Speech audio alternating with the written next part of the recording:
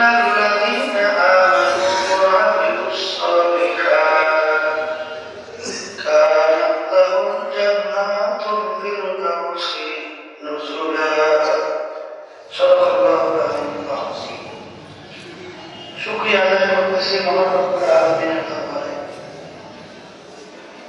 রব্বুল আলামিনের ফাসাদের যুগে দুনিয়ার সমস্ত কাজ থেকে বিরত রেখে ওলামায়ে কেরামের মাজলিস জাকিরিন শাকিরিন সভাপতি অনেক আল্লাহর কাজ বান্দারা এই মাজলিসের মধ্যে আছে। যাদের সঙ্গে সম্পর্ক রাখার জন্য আল্লাহ রাব্বুল আলামিন আপনাকে আমাকে হুকুম করেছেন ওয়া কুনু মা'আস সাদিকিন। আল্লাহ রাসূল সাল্লাল্লাহু আলাইহি ওয়াসাল্লাম এই মাজলিসটাকে বলছেন বেহেশতের একটা বাগান। আমার আব্বাজান দাদাজান দরবারের জমিনে ঘুমায় আছে। আমার আব্বাজান বলছেন তিনি মাহফিলের প্রথম থেকে শেষ পর্যন্ত থাইকা বাড়ি বিদায় হয়ে চলে গেলেন। আমল নামার মধ্যে কমপক্ষে হলো 50 লক্ষ নেকি এরকম জমা হতেই পারে। শহীদ আল্লাহকে রাজি খুশির উদ্দেশ্যে যারা আসছেন আল্লাহ রাব্বুল আলামিন তাদের আমল নামার মধ্যে লক্ষ লক্ষ নেকি দান করবে। একটা নেকি মূল্য সম্পর্কে হয়তো অনেকে শুনছেন, এরপরে স্মরণ করে দেওয়ার জন্য বলছি। আল্লাহ রাসূল সাল্লাল্লাহু আলাইহি ওয়াসাল্লাম বলছেন একটা নেকির মূল্য কত। উহুদ পাহাড়কে ইঙ্গিত করে আল্লাহ রাসূল সাল্লাল্লাহু আলাইহি ওয়াসাল্লাম বলছিলেন সম্পর্কে আল্লাহ রাব্বুল আলামিন কুরআনুল কারীমের ভিতরে বলছেন কি প্রয়োজন একটা নেকি। ومن يعمل مثقال ذرة خيرا يره ومن يعمل مثقال ذرة شرا يره। রব্বুল আলামিন বলেন যারা পরিমাণ তোমার যদি নেকি থাকে তার ফল তুমি ভোগ করতে পারবে, আর যারা পরিমাণ যদি গুনাহ থাকে তার ফল তোমার ভোগ করা লাগবে। যারা কাকে বলে? কাপড় ধুইয়া নিকলে রোদের ভিতরে ছাড়া দিলে লক্ষ লক্ষ রেণু রেণু দেখা যায়। এক একটা রেণুকে বলা হয় জাররা। এই পরিমাণ গুনাহ থাকলেও তার ফল কি করা লাগবে? কিয়ামতের ময়দানে একটা নেকির জন্য ঠেকা পড়তে পারে না, পারে পারে। একটা নেকি সংগ্রহের সুযোগ কিয়ামতের ময়দানে ঘুরিয়া পাওয়া যায়? যাবে? কিয়ামতের ময়দানটা কত কঠিন হবে, কত ভয়াবহ হবে, এটা বুঝাতে চাই আল্লাহ রাব্বুল আলামিন কুরআনুল কারীমের ভিতরে বলছেন এত ভয়াবহ হবে।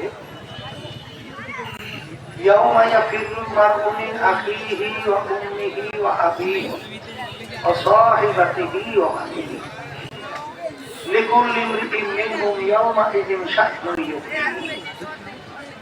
আল্লাহ রাব্বুল আলামিন বলছেন কিয়ামতের ময়দানের অবস্থানটা এত ভয়াবহ হবে মা পর্যন্ত সন্তানের পরিচয় দেওয়া দূরের কথা, মা পর্যন্ত সন্তান থেকে ভাইগে যাবে।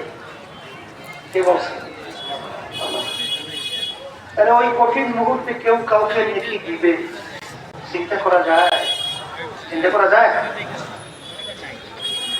তাহলে মা পর্যন্ত সন্তানের পরিচয় দেবে না। আপনারা শুনে থাকতে পারেন বা শুনছেন নবীরা পর্যন্ত এই ভয়াবহতায় উম্মতের কথা ভুলে যাবে। ওয়ায়াকুলু ইব্রাহিম খলিলুল্লাহি নাফসি, মূসা কালিমুল্লাহি নাফসি, ঈসা রূহুল্লাহি নাফসি। যে মাবুদ তুমি আমাকে আগে বাঁচাও, উম্মতের কথা ভুলে যাবে। ওই কঠিন মুহূর্ত, ওই সময় কেউ কাউকে নেকি দেবে চিন্তা করা যায়? একটু আসতে পারে যায়? আজকাল যারা মাহফিলে আসছেন নিয়ে যদি সহি থাকে আল্লাহ কবুল করলে একটা দুইটা নাকি লক্ষ লক্ষ নাকি আমল নামে দান করবে। মাহফিলে যারা আসছেন দেখছেন না ঠকছে, আর যারা আসে নাই কারণ আপনি আমি তো বলছি ঠকছে, কিন্তু তারা বরং তো আমাদের এই কথা শুনি না মিসকি মিসকি হাসে ঠিক মারে। ওরা অনেকাংশে আমাদেরকে বলে নাউজুবিল্লাহ ধর্মান্ধ, আরেকটু বাইরে বলে আমরা নাকি চেষ্টা রেখাইছি। কত বড় জুলুমের কথা।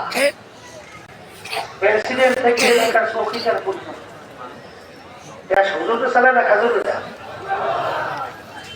দেশ চালাইলো খাজুরেরা, দেশ বলে খায় হুজুরেরা। ট্যাক্সে কারা খাইছে এত বড় পেপার পত্রিকা খুললেই দেশ হুজুরেরা খায় নাই। ওরা শুধু খাইছে তা না, যোগাযোগ করে ফেলছে। বাংলাদেশের যে প্রত্যেকটা নাগরিক, প্রত্যেক মাথা ১.৫ লক্ষের টাকার কাছাকাছি ঋণ বিদেশির কাছে। আমরা ১১ লক্ষ কোটি টাকার উপরে বাংলাদেশ থেকে বিদেশে পাচার করছে। ১৮ লক্ষ কোটি টাকার উপরে আমরা বাংলাদেশের ঋণ। আমাদের মাথায় নুন রেখে বড়ই খেয়েছে, আর দেখ বলে খাইছে হুজুরেরা। এর ভিতরে এক শ্রেণী আছে বস্তুপতি। বস্তুপতি নাস্তিকের দল। ওরা বলে যা দেখি না দু নয়নে বিশ্বাস করি না গুরুর বচন।